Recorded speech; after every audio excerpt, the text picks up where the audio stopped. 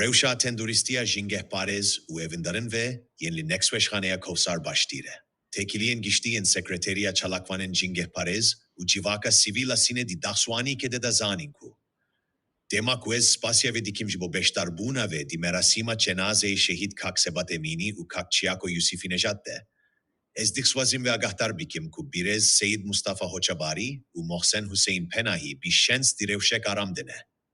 Bi hêviya başbûneke BiLez ji bo van hezkiriyan, silav û spasyeke bedawî ji bo hebûna hevîdar a xelkê spasdar.